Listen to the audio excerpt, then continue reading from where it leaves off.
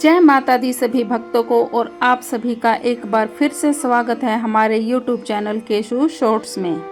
और जैसे कि आप सबको पता है कि अब नवरात्रे चल रहे हैं और आज नवरात्रे का 9वां दिन है और नवरात्र के 9वें दिन माँ सिद्धिदात्री की पूजा की जाती है।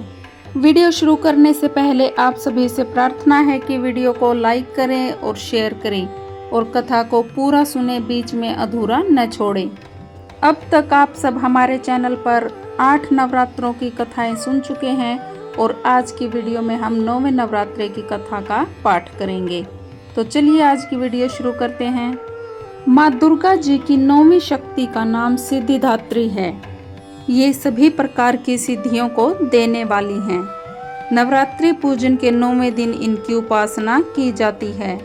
इस दिन शास्त्रीय विधि विधान और पूर्ण निष्ठा के साथ साधना करने वाले साधक को सभी सिद्धियों की प्राप्ति हो जाती है। सृष्टि में कुछ भी उसके लिए अगम्य नहीं रह जाता।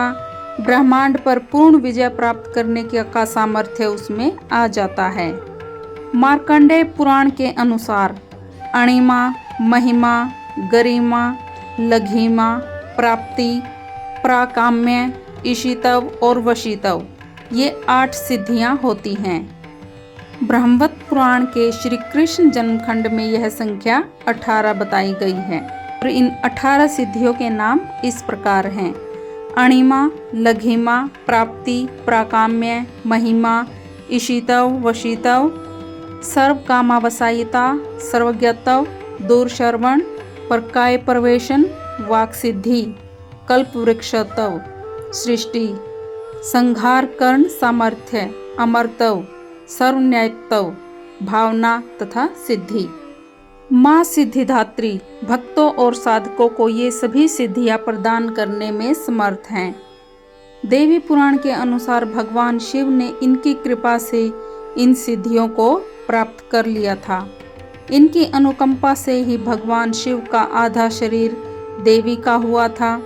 इसी कारण वे लोक में अर्धनारीश्वर नाम से प्रसिद्ध हुए। माँ सिद्धिदात्री 4 भुजाओं वाली है। इनका वाहन सिंह है। ये कमल पुष्प पर भी आसीन होती हैं। इनकी दाहिनी तरफ के नीचे वाले हाथ में कमल पुष्प है।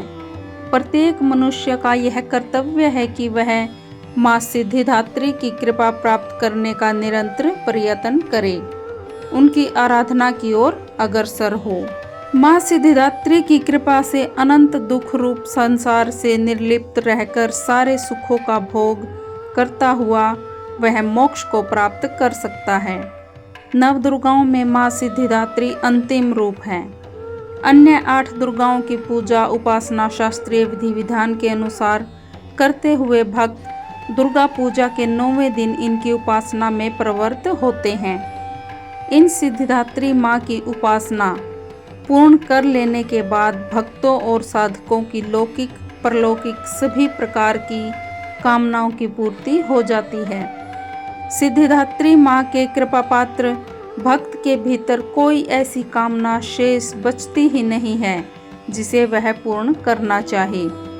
वह सभी सांसारिक इच्छाओं, आवश्यकताओं और सर्वहावों से ऊपर उठकर मानसिक रूप से माँ भगवती के दिव्य लोकों में विचरण करता हुआ उनके कृपा रस पीयूष का निरंतर पान करता हुआ विषय भोग शून्य हो जाता है।